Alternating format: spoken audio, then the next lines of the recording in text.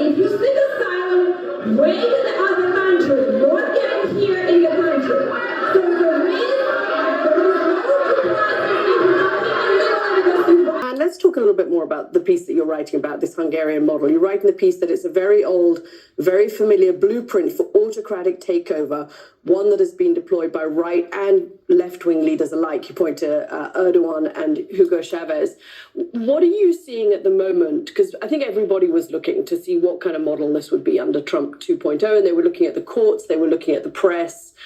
What are the signs that you're seeing in the structures of American government that make you think they are being shifted in such a way that would lead us to a more Hungarian model of democracy? So first of all, I think Americans should understand that what's happening here is a lot more radical than what happened in Hungary. So what Viktor Orban did took place over a decade. He made small changes. He undermined the judiciary. He took more power for himself. He made little alterations to the Constitution. And this is called the boiling the frog model, that you very slowly boil the frog until you wake up one morning and it's impossible to change your leadership because democracy is so altered.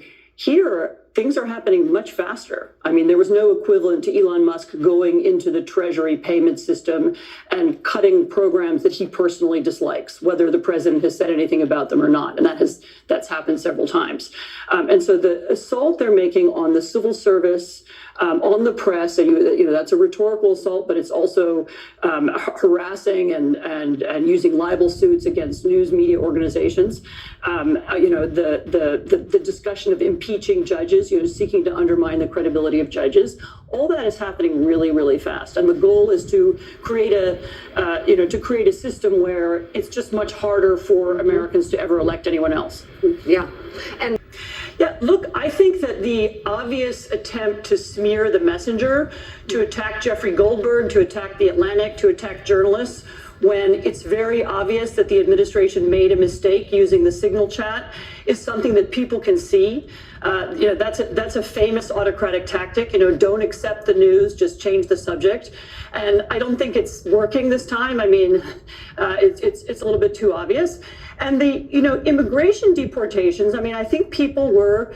Donald Trump said, we're going to deport criminals. And I guess people thought that was okay to deport criminals. But it's also become very obvious that having masked men appear on a street, pulling a student who has a green card or a student visa off the street, bundling him or her away into some kind of unmarked van. I mean, that's something we see in movies. That's not something we see in the United States. And I think these are very obvious moves. They look like things that are uglier than what we're used to seeing in America or what we imagine we would see in America.